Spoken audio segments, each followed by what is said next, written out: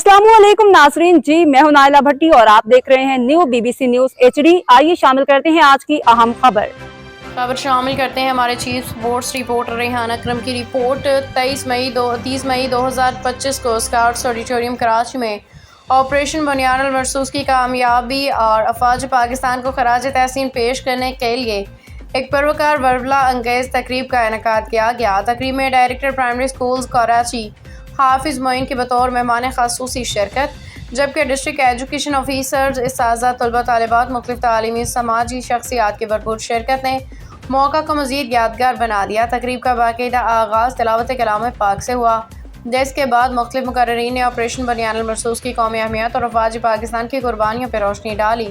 मेहमान खासूसी हाफिज मोइन ने अपने खिताब में अफवाज पाकिस्तान की बेमिसाल कुर्बानियों, बलवतनी के जज्बे, नौजवान नस्ल के किरदार साजी में तालीम और तरबियत के कलीदी किरदार पर जोर दिया। इस मौका पर मुख्तलिफ स्कूलों के तलबा तालिबात ने मिली नगमे टैबलो खा के पेश किए, जिनका मरकजी मौजू वतन से मोहब्बत, कुर्बानी का जज्बा था। स्काउट्स और गर्ल्स गाइड्स की जानिब से पेश किए गए मनाजर में हाज़रीन को डिप्लॉय मुतासर किया और भरपूर दाद समेटी। तकरीब के इख्तिताम पर नुमायाँ कारकर्दगी दिखाने वाले तलबा साजा को स्नाद और शील्ड से नवाजा गया। हाफिज मोइन को भी यादगारी शील्ड पेश की गई। हाज़रीन ने एक शानदार इतराफ़ ख़िदमत करार दिया। यह तकरीब न सिर्फ ऑपरेशन बुनियाद अल मरसूस की कामयाबी का जश्न थी, बल्कि नई नस्ल के दिलों में बुलवतनी, इत्तेहाद और कुर्बानी का पैगाम उजागर करने की एक मौसर बामकसद कोशिश भी साबित हुई।